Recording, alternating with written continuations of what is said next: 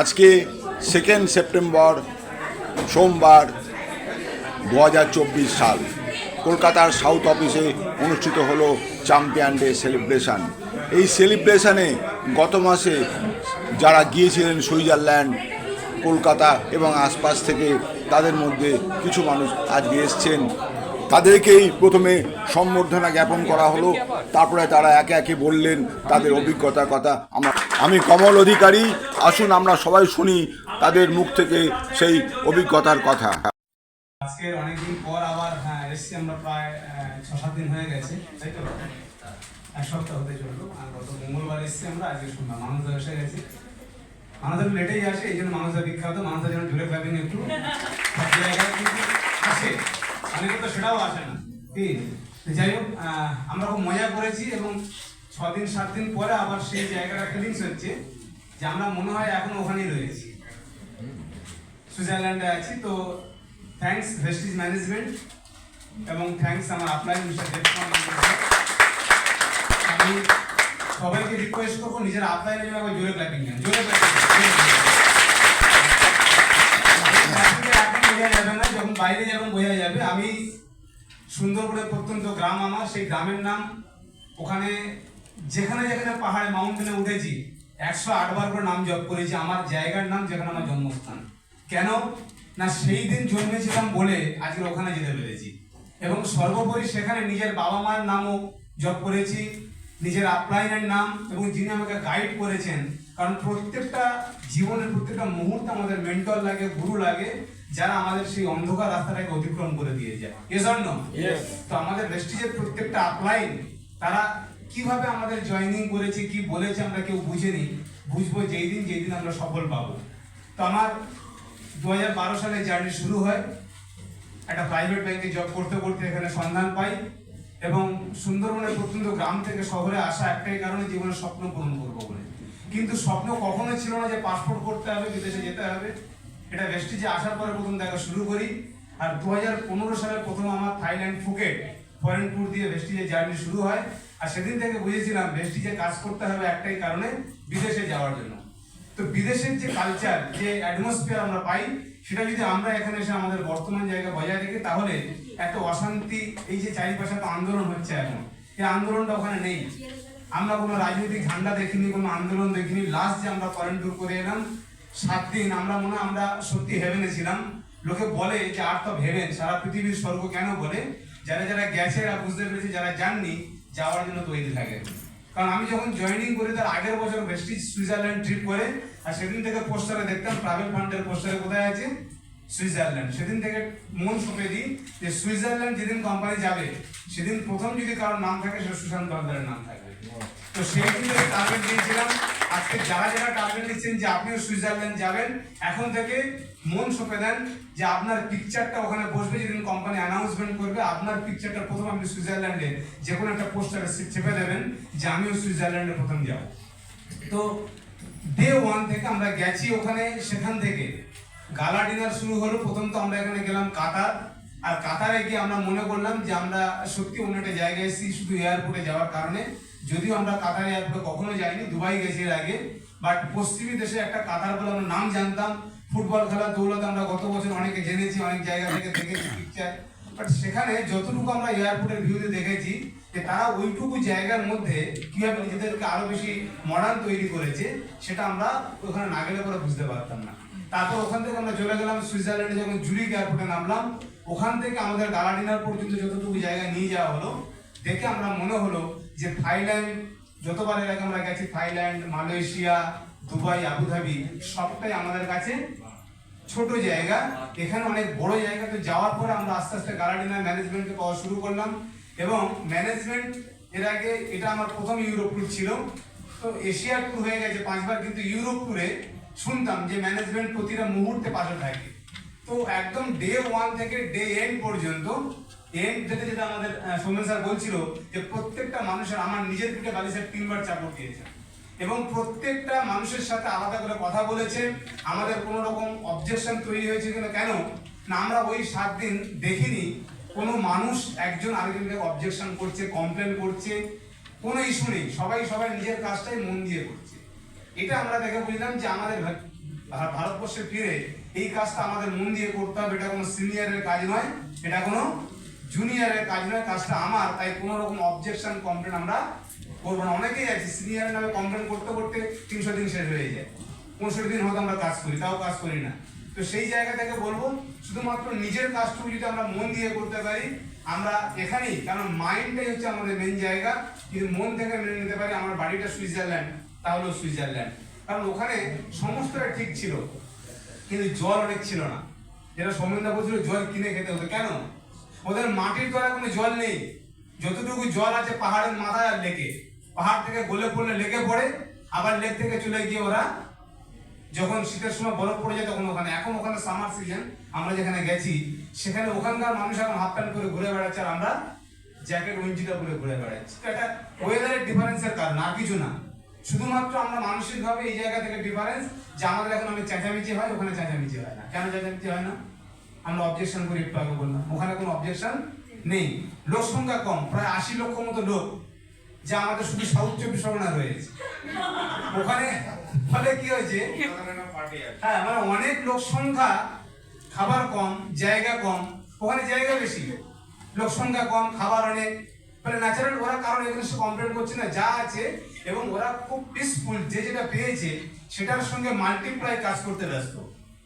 আমরা দেখেছি অনেক জায়গায় চাষের জমিতে প্রাইভেট জেট নিয়ে গিয়ে চাষ করছে, মার্সিডিজ বেঞ্চ নিয়ে চাষের জমিতে গিয়ে দাঁড় করিয়ে জমি থেকে গাড়ি থেকে নামলো, তার ছোট্ট একটা ঘর আমরা দেখেছি অনেক জায়গায়, যেখানে আর্টিফিশিয়াল না ন্যাচারাল ভাবে তারা চাষবাস করছে এবং নিজেরাই, আর কোনো কিছু হাত দিয়ে না, সবটাই মেশিন।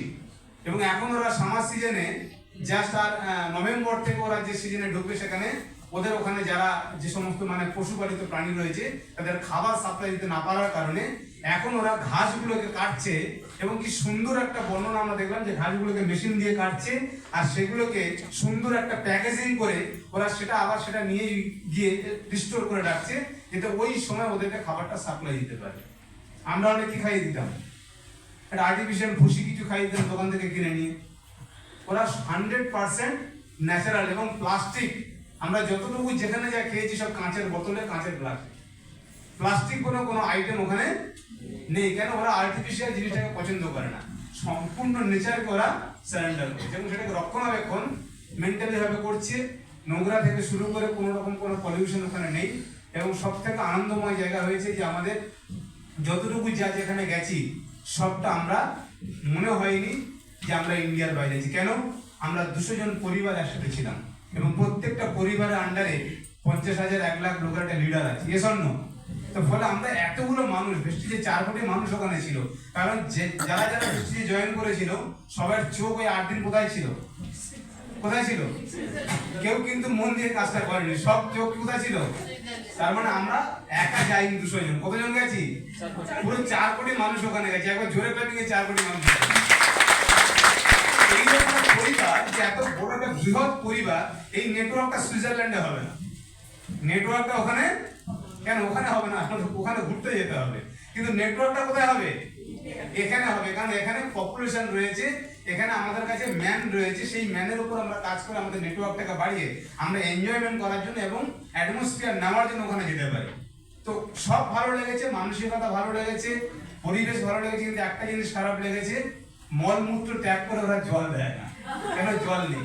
তো আমার যে কারণে আমি বারবার ইয়াসিন সাহেবকে বলছিলাম যে 2-4টে ওয়াশের চেম্বার এখানে করলে ভালো হয়, ভালো চলবে। কেন? এদের এই জায়গাটা প্রবলেম আছে এবং আগামী দিন থাকবে। আমরা জানি শরীর থেকে বর্জ্য পদার্থ বের করার সময় যদি পরিমাণ মতো জল দিয়ে ওয়াশ না করা যায় সেখান থেকে কি হয়? ইনফেকশন হয়। এবং তাইও হয়, যে কারণে আমরা অনেক শুদ্ধ, আমরা অনেক, যতই আমাদের যাই থাক, ভারত মহান। ভারত মহান। তো আমরা আমাদের বাংলাকে নিয়ে গর্ব করবো, ভারতকে নিয়ে গর্ব করবো, কিন্তু ওখানে যাব কারণ ওরা সূর্যকে বেশি পায়। এবং আজকের আমরা প্রত্যেকটা জায়গায় যেখানে যেখানে গেছি ওরা আয়ুর্বেদিকটাকে এখন ওদের নেচার করে নিয়েছে, যে কারণে সমস্ত জায়গায় ঠিক টাইম মেনটেন করে সকাল 6টায় উঠছে আর এখন রাত 9টায় সন্ধ্যা। নভেম্বর থেকে রাত 10টায় সন্ধ্যা। রাত 9টা-10টার পর ওরা খাওয়া দাওয়া করে না। ওই সূর্য অস্ত যাওয়ার আগে যেখানে যা দোকান, হাট, বাজার, খাওয়া দাওয়া, হোটেল, রেস্টুরেন্ট সব চলে যায়।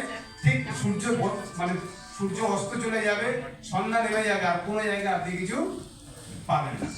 এবং ওরা এটাই মেনটেন করে বলে ওরা আমাদের থেকে অনেক হেলদি। আমি একটাও টাওয়ারওয়ালা লোক ওখানে দেখতে পাইনি, সব স্লিম ফিগার। কেন?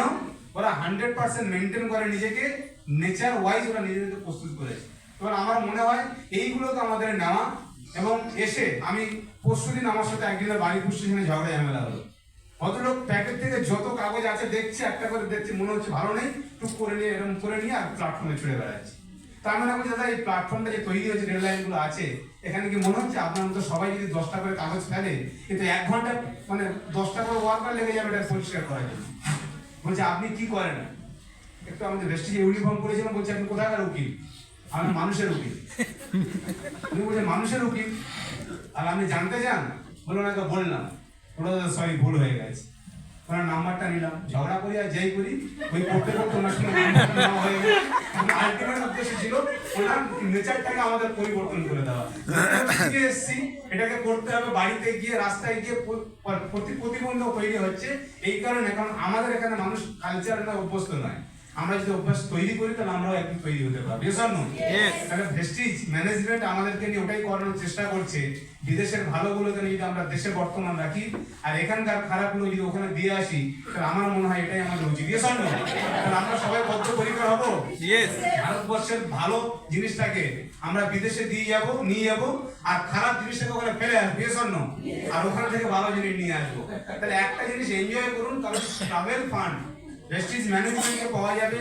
সারা ভারতবর্ষের 200 জন টপ লিডারকে আমরা পেয়েছি, যেখানে কেউ চাষ করতে করতে BMW গাড়ি চড়ছে, সুইজারল্যান্ডে ঘুরে বেড়াচ্ছে।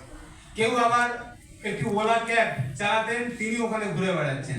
যিনি একসময় দিল্লির ফুটপাতে গেঞ্জি বিক্রি করতেন, তিনিও সুইজারল্যান্ডে ঘুরে বেড়াচ্ছেন। যিনি MBA পাস করেছেন, যিনি স্টুডেন্ট। এবং আমার খুব ভালো লেগেছে, এই টোটাল 204 জন যে আমরা গেছিলাম, মাত্র 2 জন ছিলাম আমি এবং SP হলিডে ছেলে, যারা আমরা 100% ভেজিটেরিয়ান ফুড খেয়েছি। এই দুজনের জন্য খাবার আলাদা ছিল, কষ্ট হয়েছে কিন্তু খাবার পেয়েছি, পরিপূরকভাবে খাবার পেয়েছি। প্লেনে ওখানে যেখানে গেছি সব জায়গায় 100% ন্যাচারাল খাবার খেয়েছি। বাকি সবাই যা খুশি খেয়েছি, কোনো অসুবিধা হয়নি, কিন্তু আমাদেরও অসুবিধা হয়নি। এবং মজার কথা, ওখানে আমরা এনজয় করেছি টপ লিডারদের সাথে, তারা কিভাবে কাজ করেছে। আমাদের মধ্যে ছিল একজন ফজলুর রহমান বলে, এই ভদ্রলোকে চেনেন অনেকে, ফজলুর রহমান। খুব ভালো কথা বলতে না পারলেও ওখানে গিয়ে খুব ভালো কাজ করেছে। 3000 টাকা দিয়ে এখান থেকে নেট রিচার্জ করে গেছে, আর প্রতিদিন জুম মিটিং করেছে। আর যতগুলো লিডার গেছিল, প্রত্যেকটা লিডারের থেকে 2-5 মিনিট করে বক্তব্য উনি ওনার টিমকে শুনিয়েছে ওখান থেকে। তো এই যে যদি ভেস্টিজ এই স্বপ্নটা যদি আমাদের পূরণ না করাতেন, ওই সৌমেন্দ্র বলছিল যে আমরা 2300 লোক গেছি থাইল্যান্ডে। আমরা গেছিলাম লাস্ট স্টার ক্রুজ, প্রচুর লোক, সবার সাথে সবার ইন্ট্রোডাকশন আমরা করে উঠতে পারেন। তো ইউরোপ ট্যুরে গেলে আপনি মজা পাবেন যে টপ মোস্ট লিডারদের সাথে পার্সোনাল কথা বলা, একবার না একাধিকবার, এবং তাদের সঙ্গে জার্নি শেয়ার করা, তাদের ভেস্টিজ জার্নি শেয়ার করা, এই সমস্ত কিছু আমরা পেয়ে যাই এই ইউরোপ ট্যুরগুলোতে। পরে আমরা যারা এখানে বসে আছি, সৌমেন্দা বলছিলেন যে আমরা 3টে ট্যুর সামনে পেয়ে যাচ্ছি। আমি এইটুকু বলবো, যারা মিনিমাম 8000 থেকে 10000 পিবির কাজ করতে পারবেন প্রতি মাসে, তারা গ্যারান্টি আছে থাইল্যান্ড লাস্ট ট্যুর আমাদের যাবেন। আর যারা মোটামুটি 20-25 হাজার পিবির পার মান্থ কাজ করার টার্গেট রাখছেন, তারা গ্যারান্টি আছে এই স্টার ক্রুজে যাওয়ার জন্য। আর যারা 50,000 থেকে 70,000 পিবি কাজ করবেন, তারা গ্যারান্টি আছে লন্ডন ট্রিপে যাওয়ার জন্য। 3টে ট্রিপ রেখেছে কোম্পানি, একটা 60,000-এর থাইল্যান্ড, একটা 1 লাখের স্টার ক্রুজ, একটা 2 লাখের লন্ডন স্কটল্যান্ড। আপনি ঠিক করুন কোথায় আপনি যাবেন। ভেস্টিজ বলে দেয়নি যে আপনি কোথায় যাবেন কোথায় যাবেন না, ডিসিশন কার? আপনার। কোম্পানি 3টে অপশন দিয়েছে, আপনার কতটুকু ফান্ড আছে, কতটুকু ফান্ড জমাবেন, এখন থেকে ক্যালকুলেশন করা শুরু করুন। যদি আপনাকে স্টার ক্রুজে যেতে হয়, কত মাস সময় বাকি আছে, ক্যালকুলেশন করে দেখুন কত ফান্ড আছে, কত দরকার। পসিবল হলে ওখানে ছবি এঁকে দেন যে স্টার ক্রুজের উপরে আপনার বডিটা ওখানে দাঁড়িয়ে আছে ফেব্রুয়ারি মাস 2025 সাল। যদি না হয় তাহলে ক্রস করে দেন, অযথা স্বপ্ন দেখে লাভ নেই। স্বপ্ন দেখুন কোথায়? London Scotland. সেখানে যদি সম্ভব হয়, কতটুকু ফান্ড দরকার, কতটুকু আছে, ক্যালকুলেশন করুন। না হলে ওটাও ক্রস করুন, টার্গেট ঠিক করুন, থাইল্যান্ড আপনি যাবেন। কারণ আজকে এখানে যারা নিউ কামার আছে, তাদেরকেও বলবো 12 থেকে 14 মাস যদি ট্রাভেল ফান্ড পেয়ে যান, আর মোটামুটি যদি 6 থেকে 7,000 পিবি কাজ করা যায়, থাইল্যান্ড সবাই যেতে পারবে। তো আমরা এইটুকু ক্যালকুলেশন করি যে মোটামুটি 2 লাখ 3 লাখ টাকার ব্যবসা মাসে করব। আর আগামী বছর 2025 সালের নভেম্বর আমরা সবাই মিনিমাম থাইল্যান্ড ট্যুর করতে পারবো। তার আগে যা অ্যাভেলেবল হবে আমরা লন্ডন স্কটল্যান্ড যাব এবং স্টার ক্রুজ যাব, 3টে ফরেন ট্যুর। প্রথম আমার 12 বছরের এক্সপিরিয়েন্সে বলছি ভেস্টিজ জীবনে কখনো বছরে 3টে ট্যুর করাইনি, ফার্স্ট টাইম সুযোগ এসছে। আপনি বছরে 3বার ট্যুর করতে পারেন, 2বার করতে পারেন, 1বারও করতে পারেন, ডিপেন্ড করবে আপনার উপরে। ভেস্টিজ ম্যানেজমেন্ট আপনার জন্য রেডি আছে, আমরা সবাই রেডি আছি এবং Vestige trainer system, support system আমাদের জন্য অলওয়েজ রেডি আছে। শুধু আপনি আমি রেডি আছি কিনা জানতে হবে। আমরা রেডি আছি কি? Yes. Yes. এই ইয়েসে বিদেশ যাওয়া যায় না। Yes or no? Yes. Yes or no? Yes. সবার জন্য জোরে করবেন। Thank you.